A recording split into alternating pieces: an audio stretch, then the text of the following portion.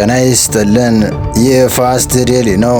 ሰላምታችን በያላችሁበት ይድረስ እያልን በዕለቱ የተሰሙ ዋና ዋና ጉዳዮችን ወደ እናንተ ይዘን ቀርበናል።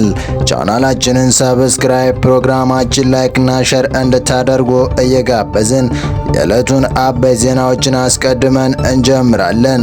የጠቅላይ ሚኒስትሩ የምስራቅ አፍሪካ ጉዳዮች አማካሪና የቀድሞ ትግራይ ክልል ጊዜያዊ አስተዳደር ፕሬዝዳንት አቶ ጌታቸው ረዳ ይፋ ያደረጉት መረጃ እያነጋገረ ነው። የሰላም ስምምነቱ እንዲሁም ልዩነት ውስጥ የሚገኙትን የህወሓት ሊቀመንበር ደብረጽዮን ገብረ ሚካኤልን የተመለከተ አነጋጋሪ ጉዳዮችንም አንስተዋል። የአልጀርስ አነጋጋሪ ቃለ ምልልስ በተመለከተም እንዲሁም በፕሪቶሪያ የሰላም ስምምነት የጠቅላይ ሚኒስትር አብይ ሚናን በተመለከተ ዝምታቸውን ሰብረዋል። በዘ አፍሪካ ሪፖርት ላይ ባስነበበው ጽሑፍ ላይ በርካታ ጉዳዮችን ዳሰዋል። በአሁኑ የመረጃ ሰዓታችን የዚህና ትላንት ማምሻውን አዲስ አበባ መግባታቸውን የተረጋገጠው ጀነራል ታደሰ በምን ጉዳይ መክሩ ይሆን የሚል በብዙዎች ዘንድ የተጠበቀ የሚገኘው የመወያያቸው ነጥብ ሾልኮ ስለመውጣቱና ነጥቦቹ የትኞቹ ናቸው የሚለውን አክለን በዝርዝር ልናስደምጣችሁ ወደናል። እስከ ፍጻሜው አብራችሁን ቆዩ። የጠቅላይ ሚኒስትር አብይ አህመድ የምስራቅ አፍሪካ ጉዳዮች አማካሪ ጌታቸው ረዳ ፕሪቶሪያ ጦርነትን አስቆመ፣ ፖለቲካዊ ሰላም እያደፈረሰ ነው በሚል አርዕስት ባስነበበው ጽሑፍ ላይ በትግራይ የነበረው ጦርነት እጅግ የበዛ ሐዘን፣ ቁጣና ያልተቋጩ ጉዳዮችን ጥሎ ስላለፈ ማንኛውም ህዝባዊ ውይይት ያለፈን ሐዘን መቀስቀስ አይቀርም ብለዋል። የዚህ ማሳያ በአልጀዚራው ሄድ ቱ ሄድ መርሃ ግብር ከሜዲ ሐዘን ጋር ያደረግኩት ቆይታ ማሳያ ነው ብለዋል። በኢትዮጵያ ውስጥና ለኢትዮጵያውያን ስለ ኢትዮጵያ ትምህርት መስጠት በለመዱ በርካታ ኢትዮጵያውያን ባልሆኑ ወገኖች ዘንድ ቃለ ምልልሱ ማዕበል አስነስቷል ሲሉ አመልክተዋል። ከፊሉ ምላሽ የሚጠብቅ ነበር ሲሉ አክለው፣ ከፊሉ ምላሽ ደግሞ አጋላጭ ነበር። ጮክ ብሎ ይደመጡ የነበሩት ክርክሮችን ስላለው ነገር ሳይሆን የተለያዩ ቡድኖች የፕሪቶሪያ ስምምነት ምን እንደሚሆንላቸው እንደሚፈልጉ የሚያሳዩ ነበሩ። ከቃለ መጠይቁ በኋላ ባሉት ቀናት ደጋፊዎችም ተቃዋሚዎችም ለንግግር ቃና የተለየና የሚጋጭ ትርጉም ሰጥተዋል ሲሉ ጌታቸው አመልክቷል። ጥቂት ተቃዋሚዎች በጦርነት ጊዜ ከምናገራቸው ንግግሮች የመውጣቴንና የለዘበ ቋንቋ መጠቀሜን እነሱ ለእኔ ከሰጡኝ ዓላማ እንደ ክህደት የቆጠሩት ይመስላል። እኔ ይህንን አመለካከት አልቀበለውም። ቋንቋዬ ከጦርነት ቋንቋ ይልቅ የለዘበ ከሆነ ለሰላም ፍላጎት ስላለኝ ነው። ሰላም እንደ መፈክር ሳይሆን ለሕዝቤ እንዳለ ግዴታ ስለምቆጥረው ነው ሲሉ ጌታቸው አብራርተዋል። ጌታቸው ጨምሮን በትግራይና በመላው ኢትዮጵያ ፖለቲካ ውይይት እንደ ፍላጎት የሚተረጎም ይሆናል። ሰዎች ስምምነቱን ሲመቻቸው ይጠቅሱታል፣ ሲያሻቸው ደግሞ ችላ ይሉታል። ፕሪቶሪያ የተሰባበረውን ክልል ለመረጋጋት እንደ ማዕቀፍ ከመውሰድ ይልቅ በውጭ ሽኩቻዎች እንደ መጠቀሚያ መሳሪያ እየተደረገ ነው ብለዋል። በኢትዮጵያ የቅርብ ጊዜ ታሪክ እጅግ አውዳሚ የነበረውን ግጭት ካስቆመ ከ3 ዓመታት በኋላም ዘላቂ ሰላም አሁንም በሙሉ እግሩ አልቆመም። ከኦክቶበር 23 እስከ ኖቬምበር 2022 ድረስ የተደራደረ የፕሪቶሪያ ስምምነት በዘመናዊ ኢትዮጵያ ፖለቲካ ውስጥ ትልቅ ውጤት ካላገኘ ዲፕሎማሲያዊ ስኬቶች አንዱ ነው። ስምምነቱ እጅጉን ብዙ የበዙ ሰዎችን ሕይወት የቀጠፈና ሚሊዮኖች ያፈናቀለ ጦርነት አስቁሟል።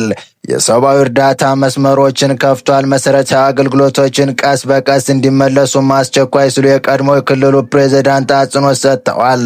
አሁን ላይ ከዚህ በተቃራኒው ፕሪቶሪያ ከቀውስ መውጫ መንገድ ከመሆኑ ይልቅ ያልተፈታቱ ስብራቶችን፣ ከሁሉም በላይ ደግሞ ከጦርነት በኋላ ያለውን የትግራይ ፖለቲካ ስርዓት ማን ይቆጣጠር የሚለውን ትግል የሚያንጸባርቅ መስታወት ሆኗል ነው ያሉት ጌታቸው በዚህ መልእክታቸው ይፋ ያደረጉት የቀድሞ የትግል አጋራቸው ደብረጽዮን ገብረ ሚካኤል በስምምነቱ ወቅት ልከውታል ያሉት መልእክት ነው። ደብረጽዮን ከስምምነቱ አንድ ቀን አስቀድሞ በአስቸኳይ ስምምነቱ ይፈረም፣ አጣብቂኝ ውስጥ ነን የሚል መልእክት ላኩ። ይህ መልእክት ለእኔ ብቻ የተላከ አልነበረም፣ ለአሜሪካው መልእክተኛ ማይክ ሐመርም ጭምር የተላከ ነበር። እኔም እናንተም ያላችሁበትን ጫና እረዳለሁ፣ እኛም እዚህ ጫና ላይ ነን ስል ለደብረ ጽዮን ምላሽ ሰጠው። ጌታቸው እንደገለጹት ስምምነቱ ይፈረማል ተብሎ በሚጠበቅበት በማግስቱ ኖቬምበር 2 ደብረ ጽዮን በቦታው ያለው ሁኔታ ምን ያህል አደገኛ እንደሆነ የሚገልጽ ሌላ መልእክት ላኩ። የደብረ ጽዮን መልእክትም አዲግራት በጠላቶች እጅ ልትወድቅ ጫፍ ላይ ነች፣ የግጭት ማቆም ስምምነቱ ዛሬ መፈረም ከተቻለ ጥሩ ነው፣ ካልሆነ እንዴት መከላከል እንደምንቀጥል ስትራቴጂካዊ ውሳኔያችንን ዛሬ ማታ ወስነን ትግበራ እንጀምራለን የሚል ነበር። በዚህ ላይ በትግራይ በተሰጡ ብዙ አስተያየቶች የልዑካን ቡድኑ ወልቃይትን አሳልፎ ለመስጠት እንደፈለገ ወይም ሕገ መንግሥት የድንበሩ ጥያቄዎች እንደተው ይናገራሉ። ሆኖም እውነታው ይህ አይደለም ሲሉ ጌታቸው አመልክቷል። በመጨረሻዎቹ ሰዓታት ለመፈራረስ የተቃረበው በፌዴራል ወገን ነበር። እነሱም ከጠንካራ አቋም በመነሳት ይደራደሩ ነበር። በ11ኛው ሰዓት የፌዴራል ልዑካን ቡድን ወደፊት የሚቋቋመው ጊዜያዊ ክልላዊ አስተዳደር በወልቃይትና በራያ ላይ ስልጣን እንዲኖር የሚደረግ ቃል ለማስገባት ሞክሮ ነበር። ለትግራይ ወገን ይህ አንቀጽ በፖለቲካ መልኩ ተቀባይነት የሌለው ነበር። ትግራይን ወይ ጥያቄ እንድትተው ወይ ከድርድሩ እንድትወጣ የሚያስገድድ ነበር። ያ ቃል በስምምነቱ ቢቀጥል ኖሮ ንግግሩ የመክሸፍ እድል ሰፊ ነበር። ስምምነቱ ሂድና በአመቻቹ ጣልቃ ገብነት በቀድሞ የኬንያ ፕሬዝዳንት ኡሁሩ ኬንያታ እና በጠቅላይ ሚኒስትሩ አብይ አህመድ ወሳኝ ነበር። አብይ ስምምነቱን ለማዳን መገዘታቸው ለአንዳንድ ትርክቶች የማይመች ሊሆን ይችላል። ነገር ግን እውነታዊው ነው ሲሉ አቶ ጌታቸው ረዳ አጽንኦት ሰጥተዋል። በቀጣይ መረጃ ትላንት ማምሻውን ጀነራል ታደሰ ወረደ ለአስቸኳይ ስብሰባ ወደ 4 ኪሎ መጠራታቸውና የጊዜያዊ አስተዳደሩ ፕሬዝዳንትና ካቢኔያቸው አዲስ አበባ መግባቱ መዘገባችን ይታወሳል። ጀነራል ወደ አዲስ አበባ የተጠሩት ህወሓት ከፍተኛ የጦር ዝግጅት እያደረገ ባለበትና በማንኛውም አጋጣሚ ዝግጁ ሆኛለሁ እያለ በሚገኝበት ወቅት መሆኑ ጉዳዩን ቀልብ ሳቢ አድርጎታል። ጠቅላይ ሚኒስትር አብይ በኩል አስቸኳይ ስብሰባ ጥሪ የደረሳቸው የትግራይ ጊዜያዊ አስተዳደር ፕሬዝዳንት ጀነራል ታደሰ ወረደ ምክትላቸውን ጨምሮ በርካታ የካቢኔ አባሎቻቸውን ይዞ አዲስ አበባ መክተማቸው ተረጋግጧል። ምንጮች እንዳረጋገጡት ከሆነ ጀነራል ታደሰ ወረደ ህወሓትና የጊዜያዊ መስተዳድሩ ምክትል ፕሬዝዳንት አማኑኤል አሰፋና ኢሳያስ ታደሰን ያካተተ ባለስልጣናት ቡድንን ይዘው የትግራይ ክልል የመንግስት አስተዳደር አካላትን ፌዴራል መንግስት ጋር ለመወያየት በሚል ወደ አዲስ አበባ ማቅናታቸውን ገልጸዋል። የክልሉ ኮሚኒኬሽን ቢሮም የፕሬዝዳንቱና የካቢኔውን ጉዞ አረጋግጧል። የትግራይ ክልል ጊዜያዊ አስተዳደር ፕሬዝዳንት ሌተናል ጀነራል ታደሰ ወረደ ፌዴራል መንግስት ከፍተኛ የሥራ ኃላፊዎች ጋር በወቅታዊና አጠቃላይ ጉዳዮች ላይ ለመምከር ነው አዲስ አበባ የተገኙት።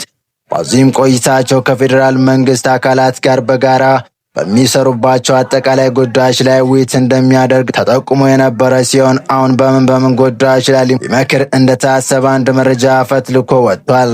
ታደሰ ወረደ ቡድኑን ይዞ የመጣበት ምክንያት ብቻን መሄድ የለብህም፣ ተወያይተህ ባጸደቅነው አጀንዳና እንደ ቡድን የወከልናቸው ሰዎች ጋር ነው። ከፌዴራል መንግስት ጋር መነጋገር ያለብህ በግልህ የምታደርገው ጉዞና ንግግር መኖር የለበትም ባሉበት መሰረት ነው ከነ አማኑኤል አሰፋ፣ ተክሌ ገብረ መድህን እና ምረት ጋር የመጣው ተብሏል። በህወሓት ሰዎች መካከል መተማመን ከጠፋው አላደረ ያለ ሲሆን ጀነራል ታደሰ ደብረ ጽዮን እንደማያምነው ሁሉ ደብረ ጽዮንም ታደሰን ስለማያምነው ነው አፉ ላይ ማፈኛ አድርገው የህወሓት ምክትል ሊቀመንበርን አስከትለው ወደ አዲስ አበባ የላኩት እየተባለም ይገኛል። ጀነራሉ በቆይታቸው ከህወሓት ጋር ስለመስራታቸውና በሹመታቸው ወቅት የፈረሙትን ነጥብ እንዲያከብሩ ቀጭን ትዕዛዝ ሊሰጣቸው ይችላል እየተባለ ይገኛል። ለዚህም ዋነኛ ምክንያት ህወሓት ለጦርነት እያደረጋቸው ያሉ ዝግጅቶች እንደሆኑ ነው የተገለጸው። በፌዴራል መንግስቱ በኩል ህወሓትና ጊዜያዊ አስተዳደር ጸረ ድሮን ልምምድ ያደርጋሉ፣ ወታደራዊ ስልጠናና ኮማንዶን ጨምሮ ያሰለጥናሉና በየምረቃው እየተገኙ ይፎክራሉ። ከአማራ ክልል ወደ ትግራይ መሬት በመቶዎች የሚገመቱ ፋኖችን አሻግረው ሻዕቢያ እነሱ እንደሚጋለበው እነሱንም ፋኖን ለመጋለብ በትግራይ መሬት ዳርዳሩን ትጥቅ ስልጠናና የአእምሮ አጠባ እያካሄዱ በሁሉም መስክ ለጦርነት እየተዘጋጁ ነው ብሎ ያምናል። እንዲሁም ትልቅ የወርቅ ማምረት ስራ ለመጀመር ማሽን ለማስገባት እንቅስቃሴ ጀምረዋል። ከግብር ሊዝ ሽያጭ ከመዋጮ ገንዘብ በመሰብሰብ ከየማዘጋጃ ቤቱ ብር እየሸሻችሁ ነው። ከሻዕቢያና ግብፅ አጀንዳ ተቀብለው የዘረፉትን ወርቅ ለሻዕቢያ አሻግረው በምትኩ አሮጌ መሳሪያ እየተቀበሉ በሱዳን የአልቡራን አንጃ ጋር ትስስር ፈጥረው ለተቀን እየተራወጡ ነው። ታደሰ ወረደ እንደ ቤት ሰራተኛ ማዘዝ የሚቻልበት ሁኔታ ተፈጥሯል የሚሉና ለሻዕቢያ ጸረ ድሮኖች ለመቀበል ጥረት እያደረጋችሁ ነው የሚል ይገኙበታል። ህወሓት ጊዜያዊ አስተዳደሩና ታዛዡን ወደ አዲስ አበባ የላከው ከሻዕቢያ ሊቀበላቸው የተዘጋጀ ስላለ ጸረ ድሮኖች እስከሚደርሱ ሳምንታት ያስፈልጉናል፣ ተጨማሪ ገንዘብና ነዳጅም ያስፈልጉናልና ታደሰ ወረደ ይህችን የማዘጋት ስራ ሰርቶ ይመለስ ተብሎ መላኩም የሚገልጹ አሉ። እናም ከተቻለ ፌዴራሉ መንግስቱን ማዘጋትና ጸረ ድሮን በእጃቸው እስኪገባ ጊዜ እንግዛ ተብሎ በጀት በማስለቀቅና ያመፀውን ታጣቂ ሸንግሎ ለጦርነቱ እንዲዘጋጅ ለማሳመን የሚቻልበትን አቅም ለመፍጠር ነው ሲሉ ያክላሉ። ምንም እንኳ የውይይቱ ዝርዝር አጀንዳ በይፋ በፌዴራል መንግስትም ሆነ በጊዜያዊ አስተዳደሩ በኩል ባይገለጽም የፕሪቶሪያ የሰላም ስምምነት አፈጻጸም ሂደት፣ የተፈናቃዮች መልሶ ማቋቋም፣ የዲሞቢላይዜሽን ዲዲአር ሂደት፣ የክልሉ የበጀትና የመልሶ ግንባታ ጉዳዮች እንዲሁም በሁለቱ አካላት መካከል ያሉ ወቅታዊ የፖለቲካ ግንኙነቶችን የውይይት ዋና ትኩረት ሊሆን እንደሚችል ግን ይታመናል።